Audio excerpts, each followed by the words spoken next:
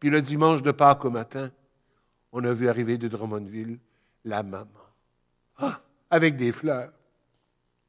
Elle était folle de joie. Là, on a appris que le grand garçon qui avait été mis à la porte, il habitait à Calgary. C'est loin de Drummondville, ça. Mais que chaque année, il nous a dit, je suis toujours revenu à Drummondville en cherchant mon père quelque part dans la ville.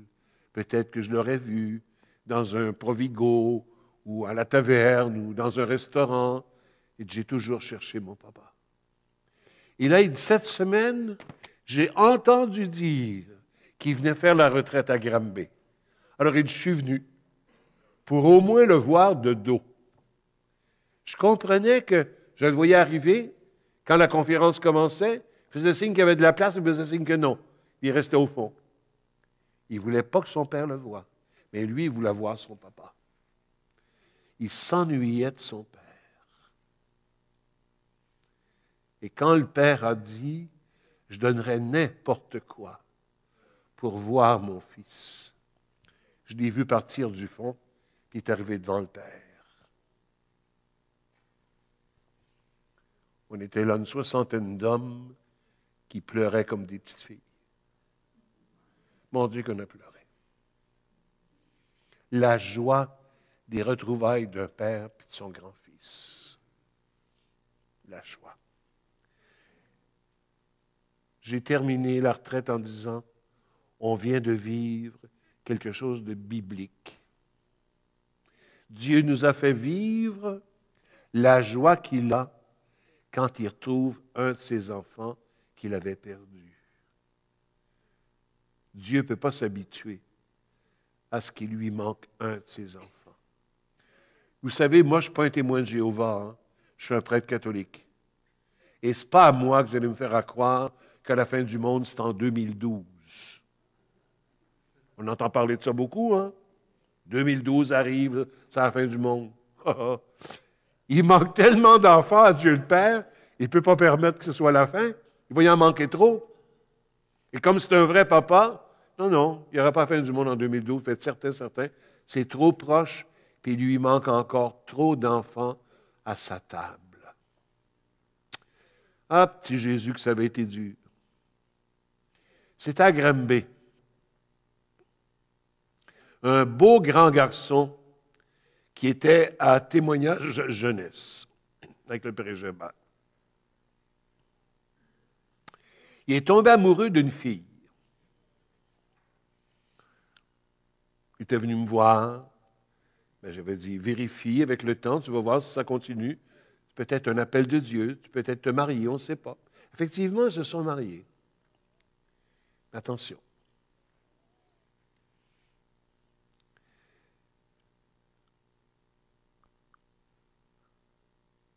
Le papa avait mis son fils à la porte il y a des années. Là, il apprend qu'il va se marier. Et le fils a fait une démarche. Il est venu à la maison. Il a dit, papa, j'aimerais donc ça si tu venais à mon mariage. Le père, il a dit, non, compte pas sur moi là-dessus, là, je ne serai pas là. Et ça lui faisait beaucoup de peine. Il était venu me voir à Granby. Il dit, Père, je peux-tu vous payer une messe pour que mon père change d'idée et qu'il vienne à mon mariage? Je serais tellement content. OK, on va célébrer une messe pour ça.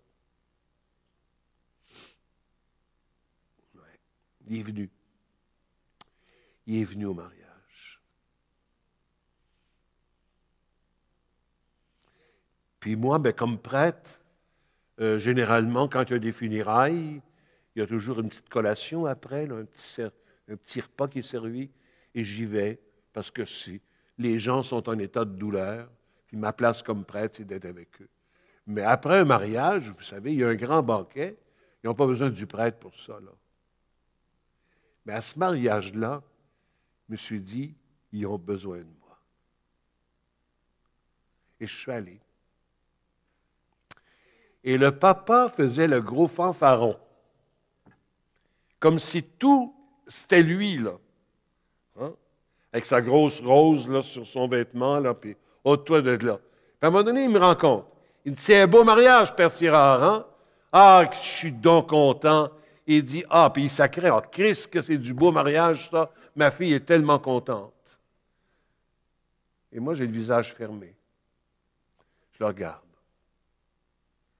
J'ai dit, savez-vous que vous êtes en train de me dire que vous faites semblant d'être heureux? Quoi? Je suis un homme heureux. Regardez, c'est réussi le mariage de ma fille. Je dis, oui, mais votre garçon, il n'est pas là. Ah, parlez-moi pas de lui. Ben oui, vous l'avez mis à la porte. Il avait dit, vous ne voulez plus jamais le revoir. Puis vous êtes en train de me dire que vous êtes un homme heureux et vous manque un garçon, puis vous êtes heureux. Il s'est mis à pleurer. Il s'est mis à pleurer. Il était loin d'être homosexuel, croyez-moi. Hein. Quand j'ai voulu le prendre dans mes bras, il m'a reculé. Il m'a dit, je ne suis pas gay. J'ai dit, moi non plus, mais je vous prends dans mes bras. Vous souffrez tellement, là. Il s'est laissé faire. Adam, où es-tu? C'est le premier cri de Dieu dans la Bible, ça. Et notre Dieu, c'est un Dieu que quand il s'engage, soit envers Israël, son peuple choisi, ou envers une personne, appelez-le Abraham, ou David, ou Moïse, quelqu'un. Quand Dieu fait alliance, c'est-à-dire quand il se lie, parce que c'est ça le verbe, alliance, il y a le verbe se lier. Quand il se lie à quelqu'un, c'est toujours dans un acte d'absolue gratuité. C'est lui qui choisit un peuple. C'est lui qui choisit des hommes. C'est lui qui choisit des femmes. Et remarquez que quand il choisit toujours parmi ceux qui sont des petits. Jamais, là, la sainteté titanesque, là. Jamais, jamais, jamais. Ils font toujours partie de la race des pécheurs. Aux petits, aux humbles, aux démunis. Et alors, il s'engage. Il s'engage. Est-ce que c'est ici que j'ai vu ça ce matin? Là, c'est dans mon dos. Qu'est-ce qui est écrit dans le dos? C'est ça, Dieu tient parole. C'est ça. Dieu, ce n'est pas quelqu'un qui promet, puis après ça, qui nous téléphone pour dire, écoute, j'ai réfléchi puis j'ai changé d'idée. Dieu ne change pas d'idée. Il y a un père de l'Église, Saint Jean Chrysostome. Il y a une phrase qui est frappante. Il dit, pour Dieu, tout est possible, sauf une chose. Dieu ne peut pas mentir. Il ne peut pas mentir. Et lorsque Dieu va rompre le silence, c'est jamais pour parler, pour jaser, pour causer. Ce n'est pas lui qui a inventé le programme Parle, jase, là. C'est Jeannette Bertrand. Lui, Dieu, quand il parle, c'est qu'il agit. Quand il parle, c'est qu'il s'engage. Parce que sa parole, dans toute sa densité, sa parole dans tout son contenu, porte en elle un dynamisme qui engage Dieu tout entier. Une espèce de force invincible dans laquelle va passer tout son être, c'est-à-dire toute sa puissance. Quand Dieu parle, c'est qu'il fait quelque chose. S'il parle, c'est qu'il agit. C'est qu'il accomplit quelque chose. Sa parole, c'est une action. On se souvient du texte du prophète Isaïe. Comme la pluie et la neige descendent des cieux, ils n'y remontent pas sans avoir arrosé la terre, l'avoir fécondée, l'avoir fait germer, pour qu'elle donne la semence au semeur et le pain comestible. De même, la parole qui sort de ma bouche ne me revient pas sans résultat, sans avoir accompli sa mission. Ah, c'est difficile à nous autres de comprendre ça. Là. Nous sommes des Occidentaux, des hommes et des femmes du 21e siècle, puis on a perdu le sens de la parole. La parole, pour nous, a perdu de sa valeur. Je comprends, la radio, la télévision, l'Internet, la propagande de tant de panneaux, de réclames ou d'annonces font qu'on joue avec les mots. Et ça devient des paroles de bavardage. C'est avec les plus beaux mots de la langue française qu'on dit les choses les plus superficielles. On a eu un premier ministre au Canada, là. Lui, il était spécialisé là-dedans. Je dis à mes confrères, écoutons ce qu'il va dire. Avec des phrases les plus balancées du monde, avec le plus beau français qui existe, il ne disait rien. Un gros zéro. Rien, il n'y avait rien, là. C'était gonflé. Tu pètes ta balloune, il n'y avait rien. Les gens l'écoutaient. Vous ne direz pas qui, vous savez. C'est pas ça, Dieu. On a perdu le sens de la parole, puis avec ça, on a perdu donc le sens du mystère. Le mystère du silence.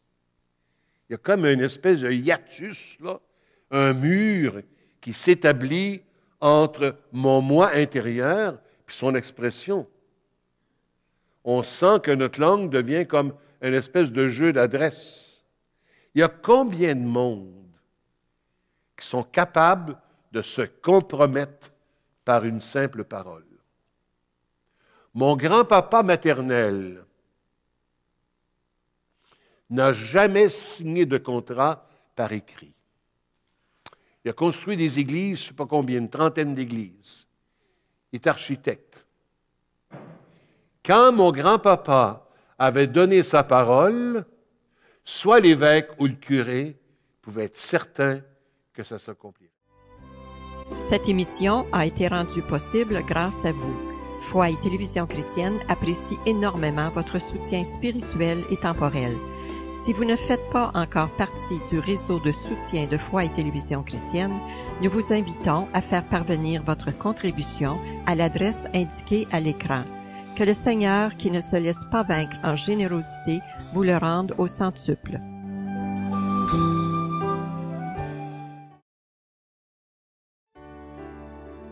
Que veux-tu que je fasse pour toi? Était le thème du congrès annuel de Foi et Télévision chrétienne avec l'abbé Jacques Kabengou, l'abbé François Kébouengué et le père Pierre-Olivier Tremblay.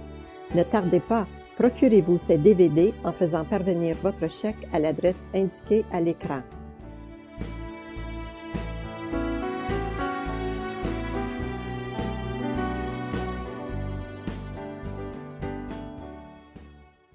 Je pense à ce passage du prophète Isaïe au chapitre 40.